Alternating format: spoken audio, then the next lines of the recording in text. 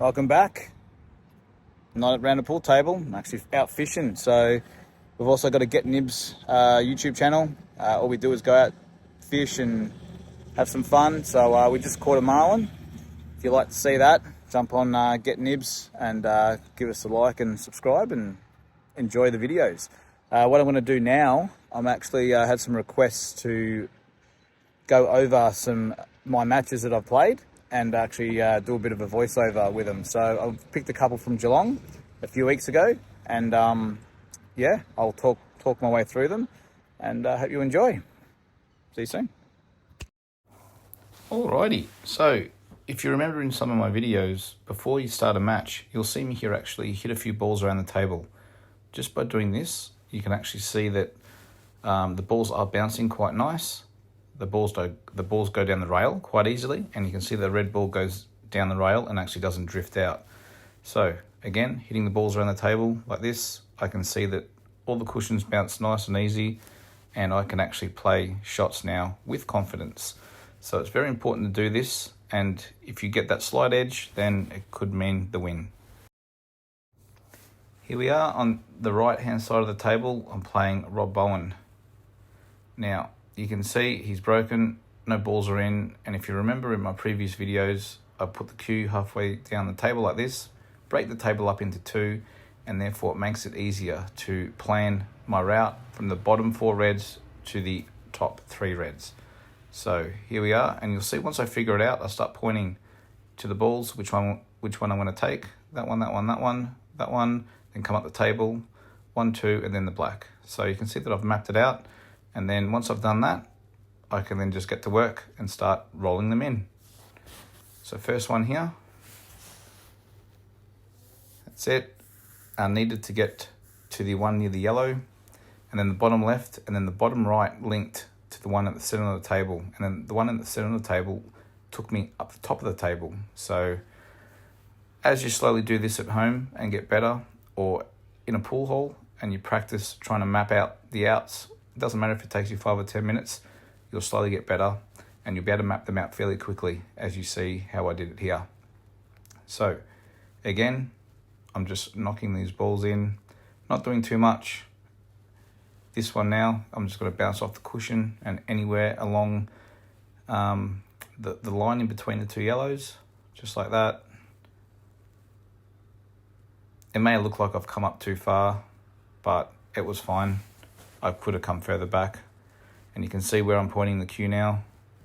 Anywhere along there gives me my range. I can just roll this one in again, and you can see that I'm not doing too much with this out. I'm not smashing the white ball around the table. I'm literally just rolling the balls in, maybe with a bit of side here or there, and you can see how these balls actually start to link up really nicely. And it's all due to maybe putting the cue down halfway down the table, and actually breaking it up, and it can actually making the outs a bit easier.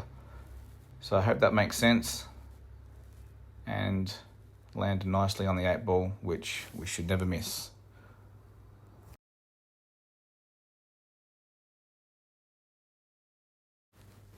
So here we are, I'm breaking 4-3 up in the semi-finals. This is to make the grand final, so I give it my all on this break.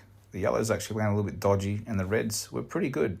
Mind you, the red near the yellow was my biggest problem, and you'll find that I will actually take my time here a few times to try and land in certain positions to either A, open up the yellow and red, or to try and land on it nicely at the bottom of the table. And you can see I come around and have a bit of a look and say, okay, the red's on in the center pocket. So it's all a matter of now just breaking the table in half, mopping up the 2 reds at the top, and then playing down where I've got my cue there. That's where I want to leave the white after I mop up those 2 balls at the top, and then slowly work my way down the table.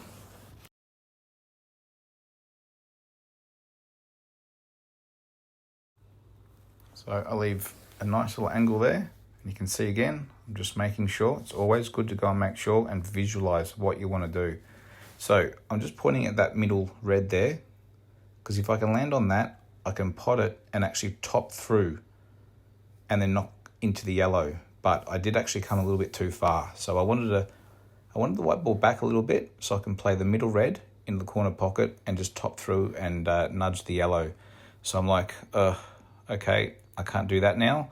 So I'm going to have to try and pot the one in the center and actually screw back a little bit, and then play the one in the middle where I'm pointing at now.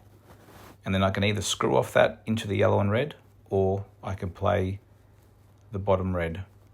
So here we go.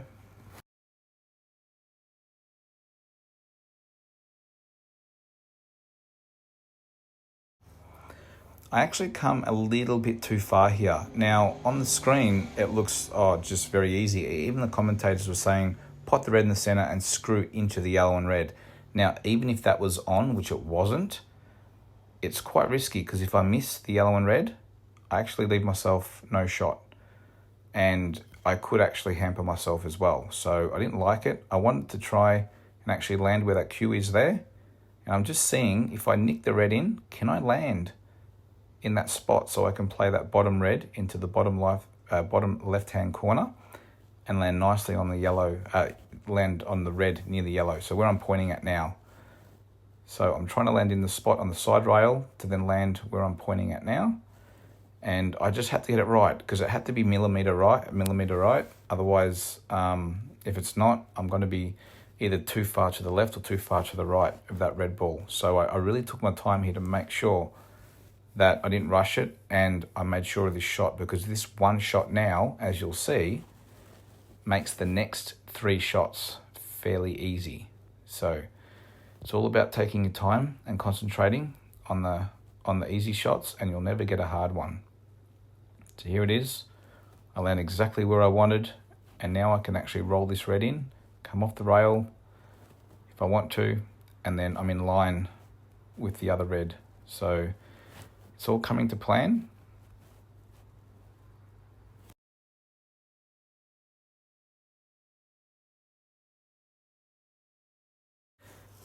And you can see that I've checked so many times after every shot. I've checked, then double checked, and you can see that I'm landing where I'm pointing. It's because I'm taking my time on the shots and I'm making sure. And I really wanted to get nicely on this black ball, because not very many people knew that it was only half a pocket where that yellow was, near the center pocket. So I really took my time on this 8 ball, and I feathered a couple more times to make sure that I played it just left of the pocket, and hopefully it drifted in with the nap. And there it went. So really happy, made the grand final, and I look around at Mark saying, I'm coming for you. And you'll see me turn back at him, point at him, and let's do this.